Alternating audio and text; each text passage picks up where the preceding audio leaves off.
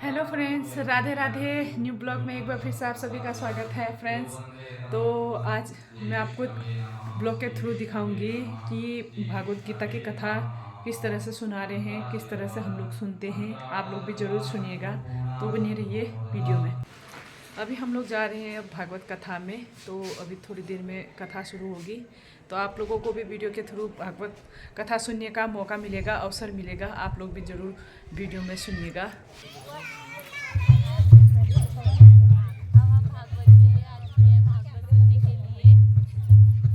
कहाँ आए हो? भागवत सुनने के लिए आ चुके हैं हम। हे महाज्ञानी रहो मैं सुबह शाम आपके चरणों में। हे गुरुदेव प्रणाम आपके चरणों में। हे गुरुदेव प्रणाम आपके चरणों में। हे फूल पकड़ के भागवत जी का ध्यान करेंगे। आय नमो नमः वेदव्यासाय नमः परीक्षिताय नमः सुखाय नमः सौनकाय नमो नमः। इत्यादीनि सुगन्धीनि मालित्यादीनि वै प्रभो मया हृतानि पुष्पाणि पूजार्थं प्रतिगृह्यता। व्यासाय विष्णुरूपाय सुधत्त चन्द्रमा मनसो जातः चक्षुः सूर्यो अजायत श्रोत्राद्वाश्च प्राणश्च मुखादग्निर्जा।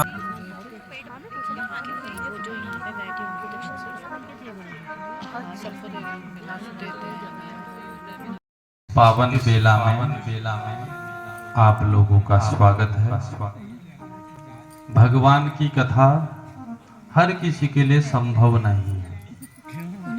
इसका सुनना भी पुण्यकारी है। जैसे भगवती गंगा है, गंगा तो घर घर नहीं आ सकती है, लेकिन अगर हमें स्नान करना हो तो हमें क्या करना होगा? हरिद्वार या अन्य कहीं स्थानों में जाना होगा। लेकिन भागवत रूपी जो गंगा है, ये आप सबके द्वार में आई है।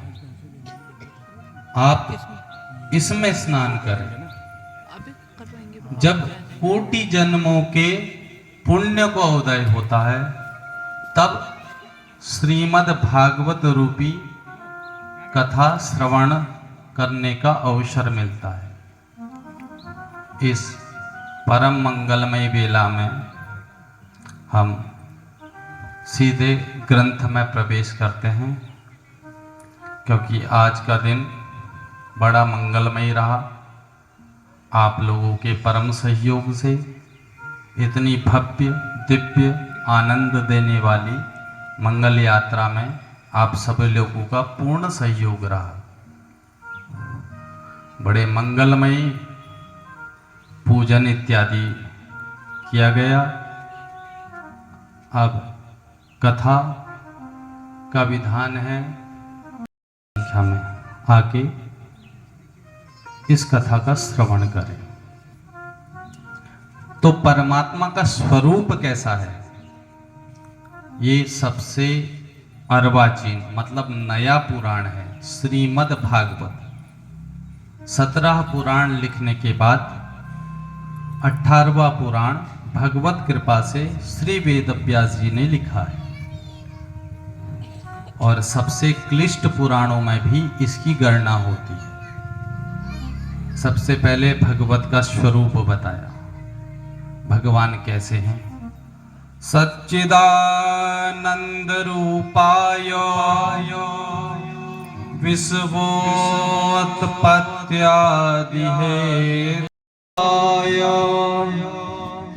श्री कृष्णाय वयं नमः। भगवान के स्वरूप का वर्णन किया है। सत स्वरूप, चित स्वरूप, आनंद स्वरूप। सदघन, चितघन, आनंद घन, वह परमात्मा जो विश्व की उत्पत्ति, संहरण और सृजन का कारण है, जिसके संकल्प मात्र से तीनों तापों का विनाश होता है। आदि दैविक, आदि भौतिक, आध्यात्मिक। तीनों तापों का विनाश करने वाले उन परमात्मा युगल किशोर जी को हम मन से प्रणाम करते हैं। अब ग्रंथ में प्रवेश करते हैं। सौनकादि 88,000 ऋषि जिन्होंने 1,000 वर्ष तक सत्संग करने का संकल्प लिया है, उनमें प्रधान हैं श्री सौनक जी महाराज। और व्यासपीठ में विराजमान हैं श्री सुखदेव जी महाराज। सुखदेव जी आयु में छोटे हैं और सौनक जी महाराज आयु में बड़े हैं। और जो 88,000 ऋषियों का प्रतिनिधित्व कर रहे हैं, सौनक जी पूछते हैं, अज्ञान भांत विद्वंस कोटि सूर्य समप्रभा सूताख्या हि कथासारम मम कर्ण रसायनम। हे सूत जी महाराज, हमारे हृदय में घोर अंधकार भरा पड़ा है। भगवान श्री सूर्य नारायण त्रैलोक के ताप को, अंधकार का विनाश कर सकते हैं, लेकिन जो हृदयगत अंधकार है उसका विनाश भगवान श्री सूर्य नहीं कर सकते हैं। क्योंकि प्रत्येक मानव के हृदय में कुछ ना कुछ अज्ञान भरा हुआ है। सर्वज्ञ कोई नहीं है। जो सर्वज्ञ हो सकता है वह अनंत कोटि ब्रह्मांड के अधिनायक श्री परमात्मा है। अब हम अपने अज्ञान को कैसे पहचानें, इसका भी वर्णन है। श्री सौनक जी महाराज कहते हैं, आपके पास करोड़ों सूर्यों के समान ज्ञान है, तो हमारे हृदय में जो अंधकार है, अपने ज्ञान रूपी चक्षु से, अपने ज्ञान रूपी नेत्रों से हमारे इस तिमिर अज्ञान का विनाश करें और हमें भगवत चरणानुरागी बनाएं। आप कैसे भगवान के चरणानुरागी बनेंगे, ये बताया। पूछा, कहते हैं कि इस जगत में वैष्णव लोग भक्ति, ज्ञान और वैराग्य को प्राप्त करने के लिए क्या उपाय करते हैं, क्योंकि घोर कलिकाल आ चुका है।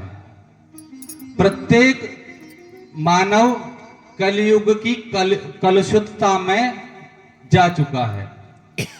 आज हम दूसरों का हित पहले नहीं चाहते हैं, पहले क्या, अपना हित।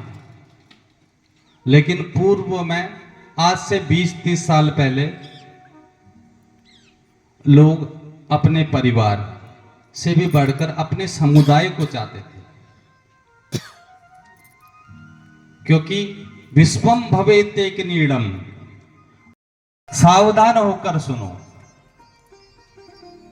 आप किसी को कोई विशेष चीज संभालने के लिए देते हैं, जैसे किसी को रुपया, पैसा, हीरा जवाहरात आदि संभालने के लिए देते हैं, तो क्या कहते हैं, संभाल के रखना, या ऐसी फेंक देना, संभाल के रखना।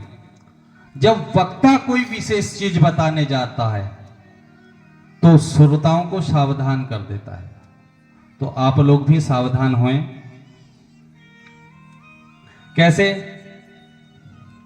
बताया, सावधानतया शृणु। प्रत्येक प्राणी भयाक्रांत है। कितने दिन हो गए हमें इस संसार में आए हुए, हम क्या इसको रोक सकते हैं? ये असंभव है, क्योंकि संसरतीति संसार, ये कभी नहीं रुक सकता। तो बताया, श्रीमद् भागवतम शास्त्रम कलोकीरेण भासितम कलोकीरेण भासितम्। श्रीमद् भागवत एक शास्त्र है। तोता, उसके वक्ता क्या है? श्री सुखदेव जी। सुख मतलब तोता, संस्कृत का शब्द है सुख। और तोता बड़ा मीठा बोलता है, और बोलता वही है जो उसे सिखाया जाए। अब श्रीमद् भागवत शास्त्र श्री सुखदेव जी महाराज को आचार्य परंपरा से मिला है। शिष्य प्रशिष्य जो हमारी प्राचीन विधि है, गुरु के चरणों में बैठ के ज्ञान लेने की। आजकल हम बराबर में बैठने लग गए हैं, तो गुरु से ऊपर चले गए हैं। गुरु का स्थान सर्वोपरि है। आजकल गुरु मिलना कोई कठिन बात नहीं है। प्राचीन परंपरा में गुरु लोग अपने शिष्य को सदियों तक उसकी प्रत्येक बात में परीक्षा लिया करते थे, ये शिष्य बनने योग्य है या नहीं। आजकल तो गुरु बनने की ऐसी परंपरा आई है कि जिधर देखो उतने हजारों गुरु मिल जाएंगे। गुरु बुला बुला के भी कहते हैं आओ हमारे शिष्य बनो। गुरु द्वारा जो मंत्र दिया जाता था वो गोपनीय, अब क्या होने लग गया है? माइकों द्वारा अपने शिष्यों को मंत्र दिए जा रहे हैं। ये परंपरा दूषित है, और ऐसी दूषित परंपरा का हमें अनुकरण नहीं करना चाहिए। अब हमें सदगुरु कैसे पता चलेंगे? सदगुरु कौन है? मैं आप सभी श्रोताओं से निवेदन करना चाहूंगा कि आप सबसे सरल श्री रामचरितमानस का प्रतिदिन पाठ करें। हमने अपने ग्रंथों को त्याग दिया, तिलांजलि दे दी है। क्या आप में से इतने लोग विराजमान हैं? मैं परीक्षा की दृष्टि से नहीं पूछ रहा हूं, मैं पूछना चाहता हूं इतने में से किसी को संस्कृत आती है? नहीं। आप अन्य धर्म को ले लीजिए। क्रिश्चियन धर्म के अनुयायी, उन्हें इंग्लिश आती है, कईयों को उर्दू भी आती है। जब हमें अपने मूल ग्रंथों का ज्ञान नहीं रहेगा, अपनी परंपराओं का ज्ञान नहीं रहेगा, हमको जिधर ले जाया जाए हम उधर चले जाएंगे। इसलिए मुझे लगता है, और ये असंभव है, कि हमें अपने सदग्रंथों की ओर बढ़ना चाहिए। प्रत्येक घर में रामचरितमानस होनी चाहिए और उसका पाठ भी करें। अब ये मत समझ लेना कि ये पुस्तक विक्रेता है और अपनी पुस्तक की बिक्री के लिए ये कह रहा है। ऐसा कदापि नहीं, मैं कोई विक्रेता नहीं हूं। मैं सिर्फ निवेदन कर रहा हूं, क्योंकि उसमें शास्त्रों का ज्ञान है। जैसे श्रीमद् भागवत है, यह भी ज्ञान का अटूट भंडार है। भगवान श्री सुखदेव जी महाराज परीक्षित जी को जब श्राप मिल गया था कि आज से 7वें दिन में तुम्हारी मृत्यु हो जाएगी,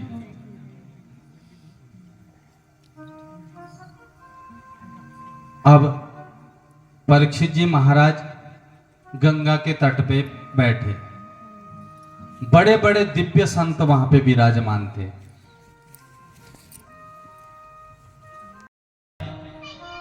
सत्संग के लिए घूम रहे थे, क्योंकि पूजन भजन यज्ञ स्वाध्याय ये सब एकांत में होता है। पूजन में एक ही जजमान थे, पूजन हुआ। भजन में आप अकेले भी कर सकते हैं। पढ़ाई तो एकांत में ही ठीक रहती है, जप एकांत में ही ठीक रहता है, वे हल्ला गुल्ला में जप नहीं होता। लेकिन जो सत्संग है यह एकांत में नहीं हो सकता। इसके लिए आप जैसे श्रोताओं की आवश्यकता होती है। कथा की एक और विशेषता है,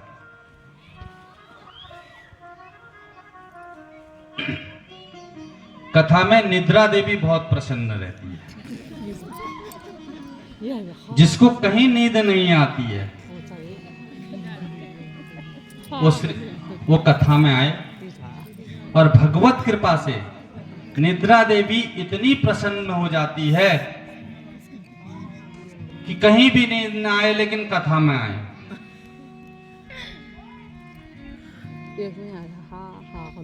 पिछली कथा में एक श्रीमान जी ने कहा कि मुझे सिर्फ मैं रात में 2 या 3 घंटा सोता हूं, लेकिन जब से कथा में बैठा हूं मेरे को यहां नींद ही लगती है।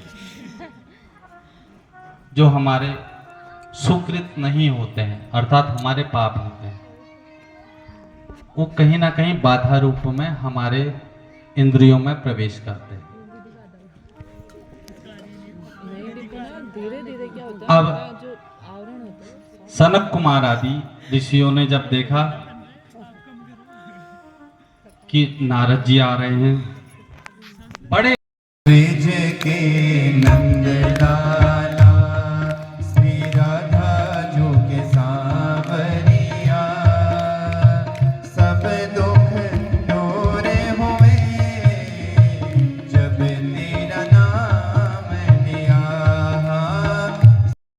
ब्रिज के नंद लाला श्री राधा जो के सांवरिया, ब्रिज के नंद लाला श्री राधा जो के सांवरिया, सब दुख दूर हुए जब तेरा नाम लिया, सब दुख दूर हुए। गंधाक्षत पुष्पाणि समर्पयामि, नमस्करो बनाने वाला, ये मधुर बोल सतपंथ खोल सन्मार्ग, बिगड़ी को बनाने वाला श्री राम कृष्ण हरे हरे।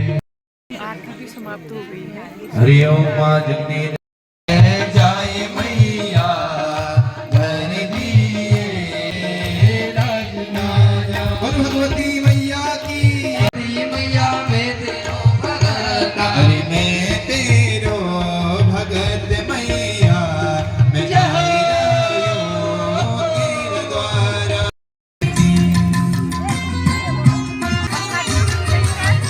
फ्रेंड्स, आप भागवत कथा जरूर सुनिए। तो नेक्स्ट ब्लॉग में मिलते हैं, तब तक के लिए ओके बाय।